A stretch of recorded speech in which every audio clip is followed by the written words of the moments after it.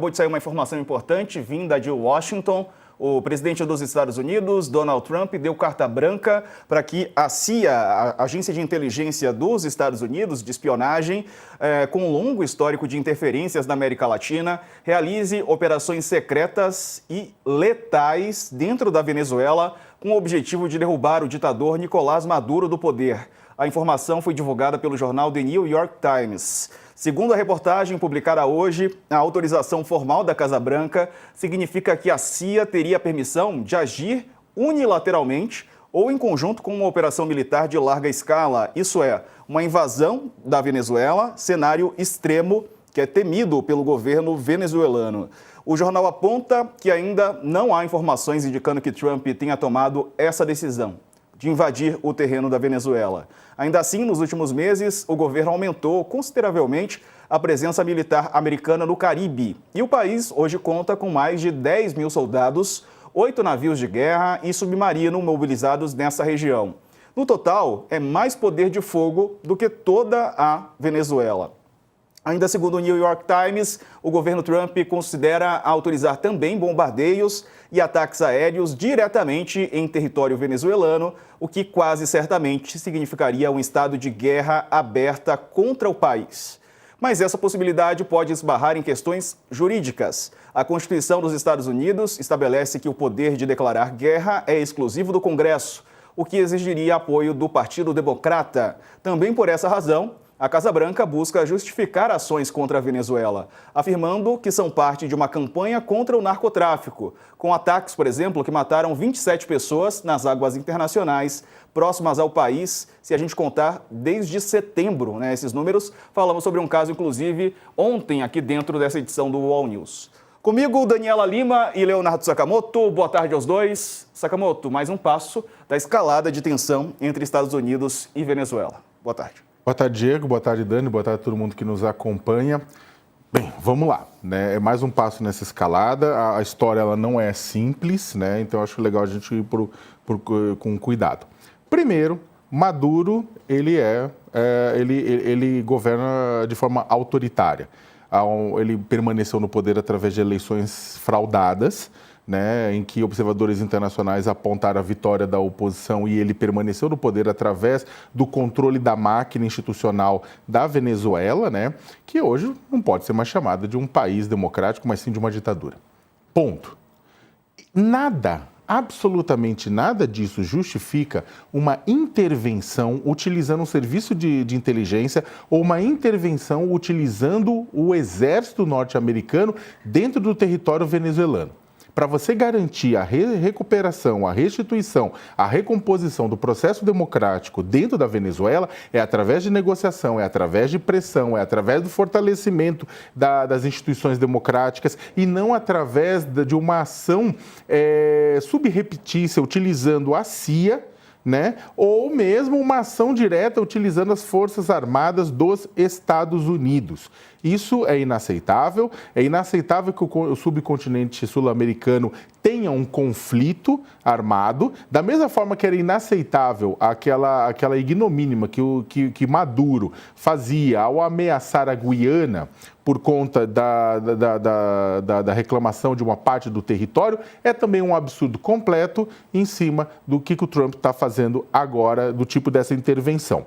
O que acontece é o seguinte, o Trump, ele é importante também que se diga, né? O Trump ele tem ditadores que ele chama de amigo e ditadores que ele chama de inimigo. A questão para o Trump não é a democracia ou a ditadura, mas é a questão de como um governo se relaciona com ele. Arábia Saudita, Catar, Emirados Árabes, vocês acham que são democracias? Vocês estão enganados. Bora ler, gente. Bora ler e saber como os Estados Unidos se relacionam com esses governos e a sua dependência, por exemplo, com o petróleo dessa região e de como, na verdade, se relaciona com outras ditaduras. A questão de ser um governo que eles reclamam ou não da ditadura depende dos interesses econômicos, né? Isso acontece, esta ordem vem a público, né, trazida pelo New York Times, que é um jornal crítico ao Trump, diga-se de passagem, logo após Maria Corina, líder da oposição venezuelana, ganhar o Prêmio Nobel Nobel da Paz. Houve muita crítica com relação à imagem da Maria Corina. E aí, para o pessoal que está acompanhando e tem apenas o tico e o teco, por favor, tons de cinza. Ninguém está falando que você, ao criticar Maria Corina, não é elogio ao Maduro, uma crítica ao Maduro não é elogio a Maria Corina. A oposição venezuelana poderia ter ganhado o prêmio, mas preferiu se dar para alguém que defendia o quê? Exatamente, intervenção dos Estados Unidos. Então, de certa forma, o prêmio Nobel, se acontecer qualquer coisa, o prêmio Nobel vai ter ajudado a asfaltar o caminho dessa intervenção. Trump tem usado até agora, para terminar, Trump tem usado até agora a justificativa do narcotráfico para agir contra a Venezuela, né, bombardeando barcos que, segundo ele, são ligados ao narcotráfico, né, mas essa justificativa, é claro, também ela é falha, porque não é assim que se combate o tráfico internacional de drogas. Inclusive, os Estados Unidos têm... a guerra às drogas implementada pelos Estados Unidos levou muito mais morte, levou muito mais dor e sofrimento à América Latina, de uma maneira geral, sem necessariamente dar uma boa resposta à questão da crise dos entorpecentes, que nos Estados Unidos o consumo é cada vez maior. Né? E, por fim, tem bolsonaristas já celebrando a informação. Por quê? Porque tem muito bolsonarista torcendo para que o Brasil também seja alvo de intervenção. Vamos lembrar que quando o Eduardo Bolsonaro falava coisas absurdas, inclusive dando a entender intervenção dos Estados Unidos do Brasil, o pessoal aqui celebrava e defendia que o Brasil vive uma ditadura, olha que coisa louca, e que deveria haver uma intervenção militar aqui.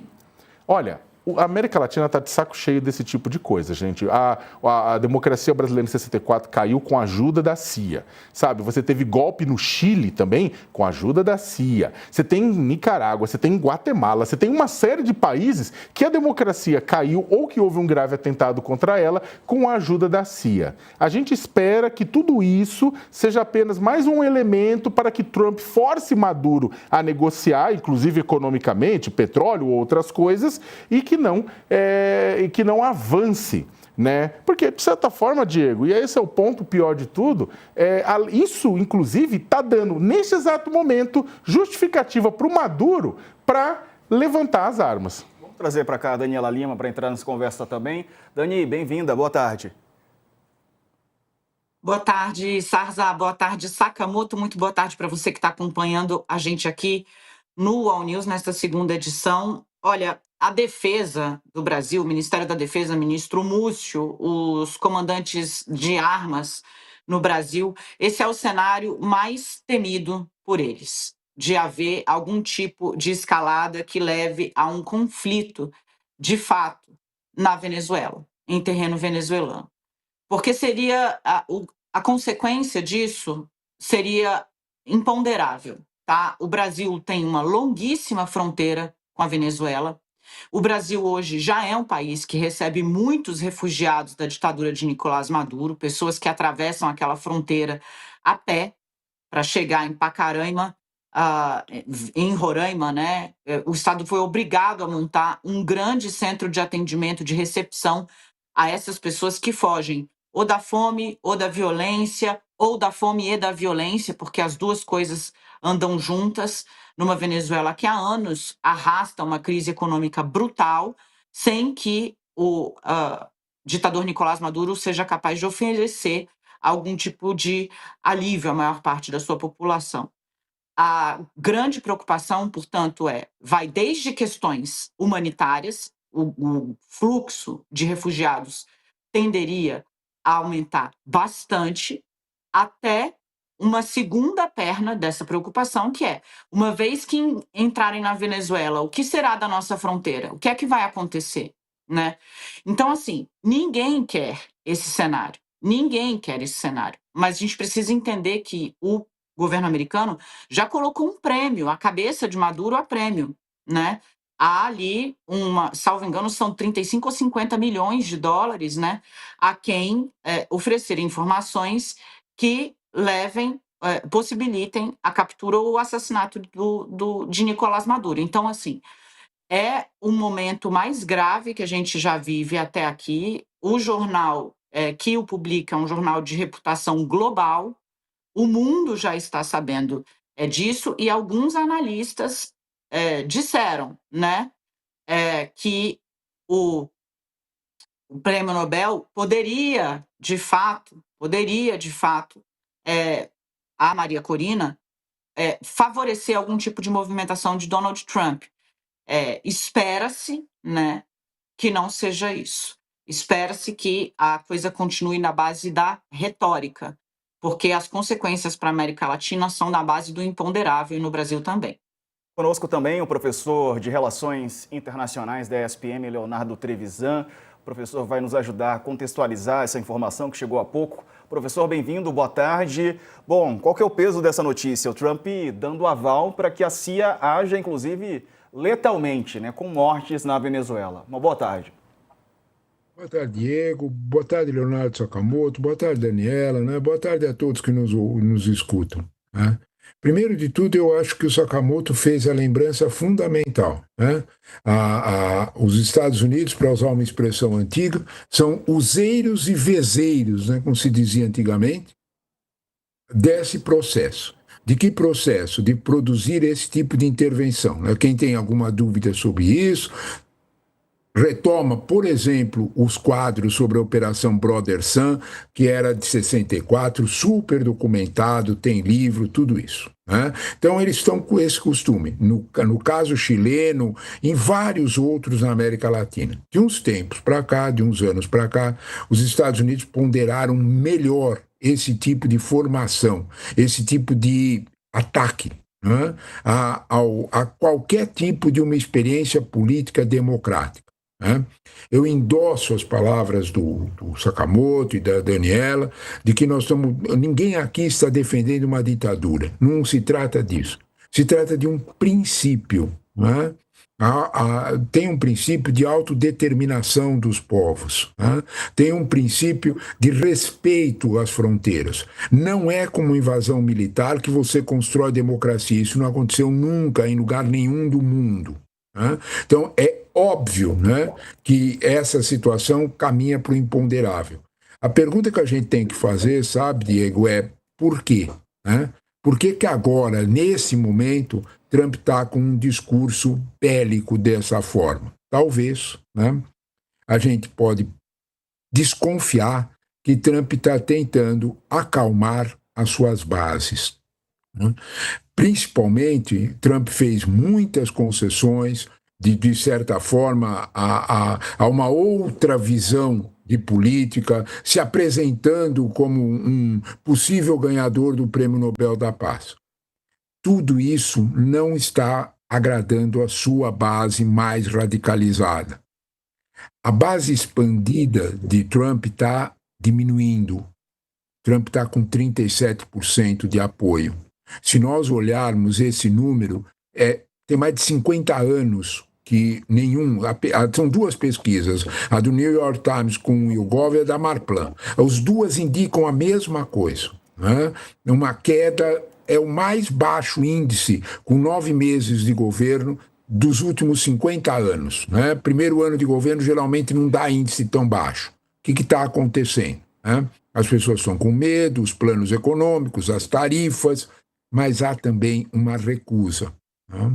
Bases republicanas mudaram de opinião, bases republicanas convictas mudaram de opinião sobre Israel. Trump agiu dessa forma. Eu tenho uma sensação que, como disse a Daniela no fecho dela, que nós estamos num limite muito delicado entre a retórica e a ação de fato. Né? Agora vamos lá, qual é o custo dessa ação de fato? Né? A possibilidade de um ataque aqui eliminaria completamente aquela promessa de Trump lá da eleição de que ele seria alguém que encerrava guerras, que ele não queria começá-las, que ele não faria nenhum início de uma nova guerra. A base vai cobrar. Né? Então, portanto, essa situação é difícil. Sabe, Diego, a gente não pode esquecer um último detalhe. Praticamente uma semana antes dele colocar os navios, os primeiros navios no Mar do Caribe, ameaçando a Venezuela, ele tinha autorizado a Chevron a fazer negócios com Maduro sem sanções. Eu vou repetir. A Chevron é a maior petrolífera americana. Né?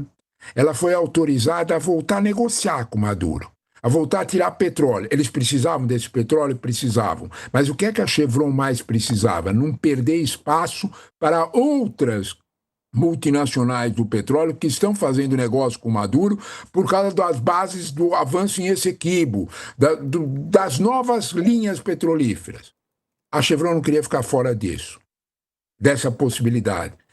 Isso irritou muito, principalmente a ala mais radicalizada do Departamento de Estado, nome Marco Rubio.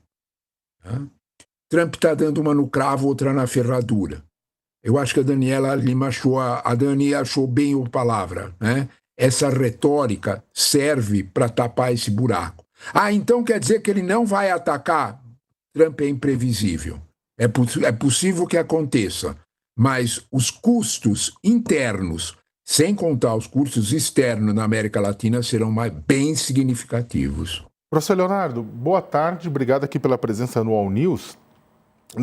Pensando um pouco em custo, porque é o seguinte, quando eu estava conversando sobre a possibilidade real disso acabar se tornando verdade ou não, uma intervenção. Quando eu digo verdade, não é nem intervenção da CIA, porque cá entre nós, e bem cá entre nós mesmos, a CIA está agindo na Venezuela há um bom tempo já. Né? Isso aqui não é novidade. A novidade é que isso se torne público, na verdade. Né? Vamos ser sinceros. A CIA, já há um tempão a CIA está agindo. A questão é que quando isso se torna público, quando isso é vazado, né, significa que está se escalando essa história para uma hora. Queremos que todo mundo saiba. Ou por um efeito do suasório do outro lado, ou mesmo para, como o senhor bem colocou, para animar o público interno. O problema é que a escalada disso é imprevisível. Né? E aí eu queria que o senhor analisasse um pouco isso, né? Porque o Maduro, para o Maduro, essa notícia, eu queria que o senhor avaliasse, para a notícia para o Maduro, é boa ou é ruim? Pode parecer esquisito, mas por quê? Porque um ataque direto do Trump, é claro que pode, inclusive, tirá-lo do poder. Mas, por outro lado, essas declarações do Trump estão sendo usadas, eu estava vendo as redes sociais de pessoas do governo venezuelano que estão, na verdade, falando, olha o que a gente sempre disse. Olha o que a gente sempre disse que estava rolando e vocês disseram que era mentira. Eu queria que o senhor analisasse um pouco como é que fica o Maduro no meio disso, como é que ele vai surfar, como é que ele vai navegar diante dessa notícia. Primeira coisa, viu, Sakamoto, é que eu concordo em gênero, número e grau com você, que a CIA está agindo na Venezuela faz muito tempo. Né? E agindo durante a eleição, as redes, os organismos internacionais identificaram isso quando estavam lá vigiando a eleição, tudo isso é verdade. Né? Você tem toda a razão. A questão central é isso que você perguntou, né? Maduro está surfando mal nesse negócio, nessa ameaça? Não, para ele é um bom negócio. Para ele tem um poder, né? Essa notícia tem o poder de fabricar adesão ao governo dele. Ele está acossado dentro de casa pelo Diosdado Cabello, que é o ministro do interior, que ele foi obrigado a dar um cargo já dentro da eleição por todas as divisões. Né? Diosdado Cabello é a ala mais radical. Quer derrubar Maduro, há uma forte disputa. Sabe, nós temos que entender uma coisa sobre a Venezuela. A Venezuela é um exército que tem um país, não é um país que tem um exército. É curioso isso.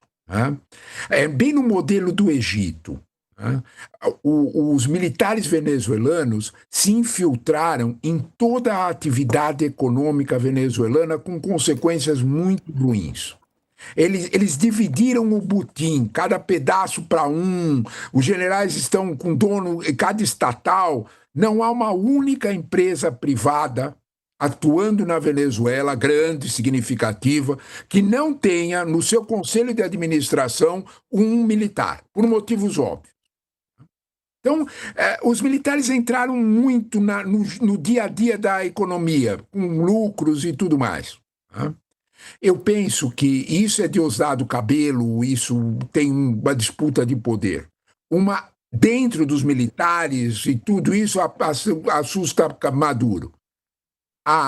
ameaça de uma invasão, hoje, por exemplo, eu também fui olhar os dados, né? Ele está mobilizando a principal favela de Caracas, Petare, para se agregar em tropas. Ele não tem nem fuzil o suficiente para dar para tanta gente, né? E nem tem preparo militar, não importa, tem um sentido político, tem um sentido de ameaça. Maduro é hábil em fazer isso, né? Então, quando nós olhamos para isso, talvez isso tenha uma desculpa importante que você tocou, né? O quanto isso ajuda Maduro, ao contrário do que a gente imagina, que o ameaça. A pergunta continua a mesma, né? Por que Trump fez? Sabe, uma matéria no Guardian de uns tempos atrás, umas 15 dias atrás, mais ou menos, falava que a Chevron estava tendo dificuldades nas negociações com Maduro. Em outras palavras, né, depois que a Chevron conseguiu a licença para entrar, a Venezuela subiu o preço. Isso né? Quando você olha para isso, você entende de um outro jeito os navios, né? Então, 3 jeitos para entender o navio. Tem a bronca da oficial, né, a retórica interna, tem a pressão do Departamento de Estado, que quer uma ação, uma satisfação, e tem os interesses petrolíferos, né? Então, quando a gente olha para esse quadro, sabe, aí nessa situação nós não conseguimos encontrar nenhum anjo bom, sabe? Essa situação é bem delicada, mas bem delicada mesmo, e qualquer previsão pode ser preocupante, porque, de fato, você está lidando com interesses que são mais escusos do que transparentes. Verdade. Isso, todos os lados, isso é delicado. Dani? Muito rapidamente, eu só queria, acho que é importante colocar em tela que a Venezuela é reconhecidamente a maior reserva de petróleo do mundo, tá? São Exatamente. 303 bilhões de barris de reservas que a Venezuela tem. Esse dado é da ANP, da nossa Agência Nacional de Petróleo. Então, assim, isso ajuda a explicar por que o país é tão valioso, é um território tão valioso, e também por que, uma vez estando no comando, é tão fácil corromper, né? Os generais levados por Nicolás Maduro controlam a PDVSA, que seria a equivalente da Petrobras dele, né? Então, por que as Forças Armadas estão ali e há, inclusive, gente paramilícias, né, também a serviço do governo? Porque ele empoderou a cúpula das Forças Armadas, como? Com armas, não com dinheiro, da principal fonte de riqueza que a Venezuela tem, que são as reservas de petróleo. Agora, tem um problema, porque o Trump está numa caçada por petróleo, e, embora um inimigo externo seja, historicamente, a melhor coisa que um político mal intencionado, né, em situação de fragilidade pode conseguir, historicamente é mesmo o inimigo externo, quando você consegue cristalizar, você força a produção de uma sensação de união para que não haja ali, as pessoas não percam o seu território, a sua autonomia, a sua soberania. Ao mesmo tempo, isso só funciona quando você tem segurança de que tipo de jogador está do outro lado. E, neste caso, não existe. Inexiste segurança sobre que tipo de jogador está do outro lado. Inclusive porque Trump dorme um e acorda outro. É só ver o que aconteceu recentemente com o tarifaço da China, né? Anunciou, desanunciou, anunciou, desfez e tá aí. É muito, para mim, professor, ouvindo as fontes, por que a região está toda muito alarmada, né?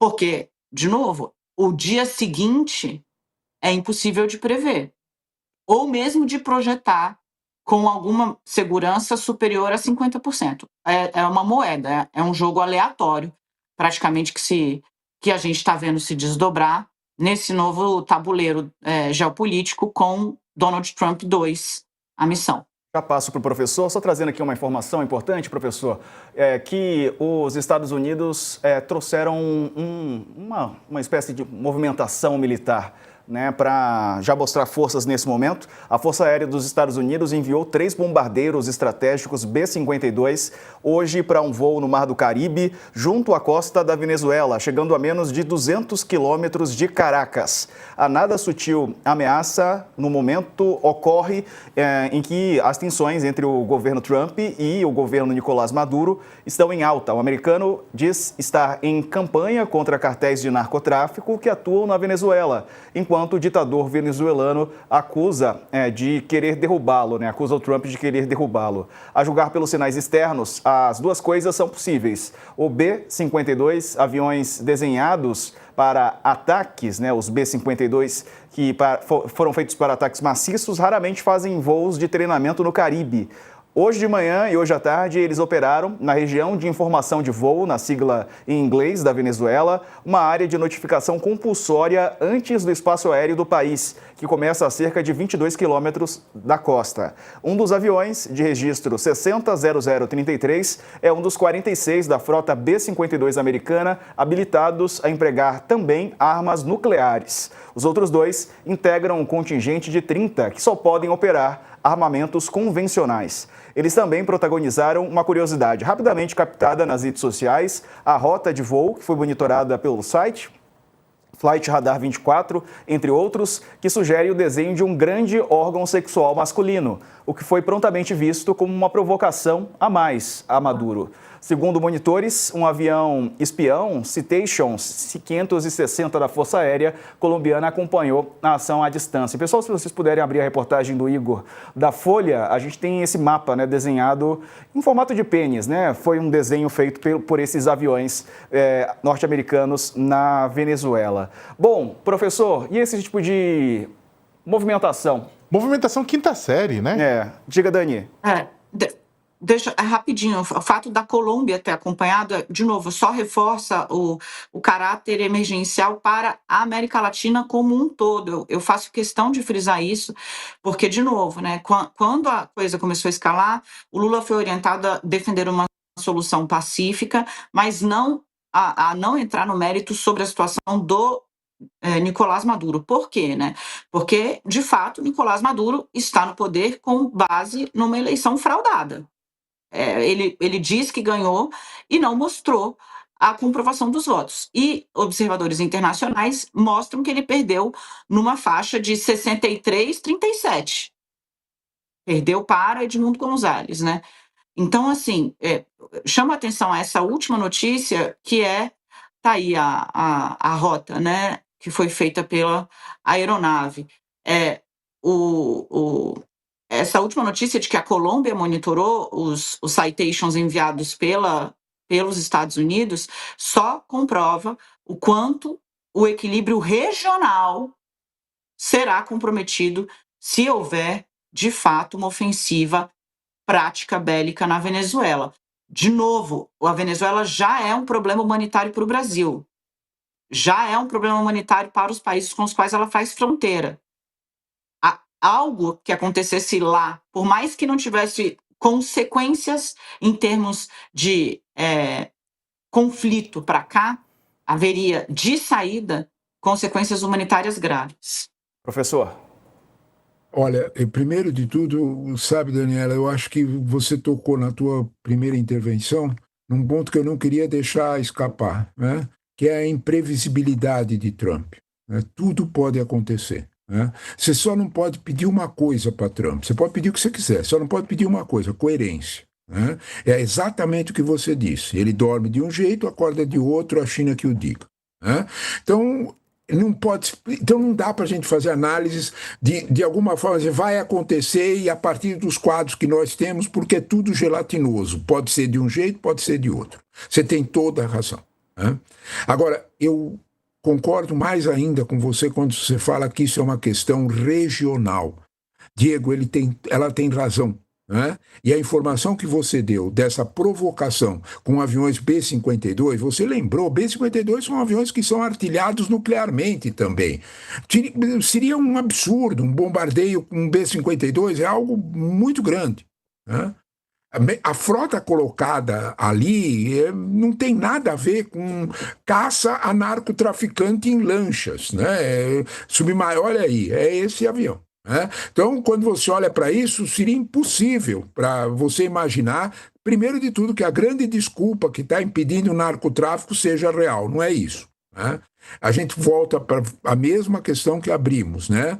Por que Trump está agindo desse jeito? Qual é o ganho real dele? Né? Nós temos a questão com o ganho interno, com as suas bases, nós temos a questão da provável problemas com a Chevron, que ele autorizou uma semana antes de mandar os navios.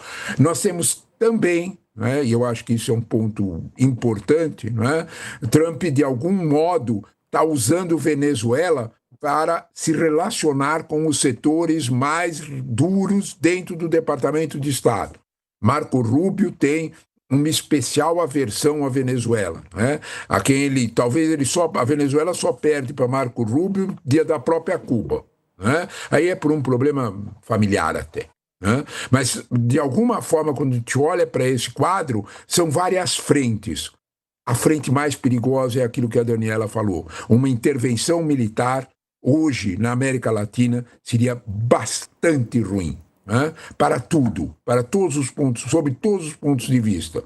Uma intervenção militar deixaria a América Latina, devolveria a América Latina há mais de 50 anos atrás. Né? Isso não é conveniente a ninguém. Eu ousaria dizer que nem mesmo a diplomacia argentina, ela não abriria a boca, mas nem mesmo a diplomacia argentina concorda, porque ninguém sabe onde para um clima como esse. Um bombardeio como esse, quais seriam os próximos passos? Romper a linha vermelha é bem custoso. Eu acho que isso nós temos que pensar bastante bem. A Dani lembrou que claro que quando você fala Venezuela é igual ao petróleo, é a maior reserva do mundo de petróleo, maior que a da Arábia Saudita. Claro, petróleo e Venezuela são sinônimos. Ótimo, tá? A gente compreende isso e compreende o jogo. Isso não pode ultrapassar um princípio para a América Latina como um todo. Considerando isso também, Leonardo, tem um ponto. A Venezuela, e isso ficou claro inclusive no resultado das eleições, logo depois do Maduro trazer os dados fraudados dele, a gente teve Rússia, tivemos China, tivemos Irã, né, reconhecendo o resultado fraudado do governo venezuelano. Você vai pegar a esquadra aérea da Venezuela é russa, né?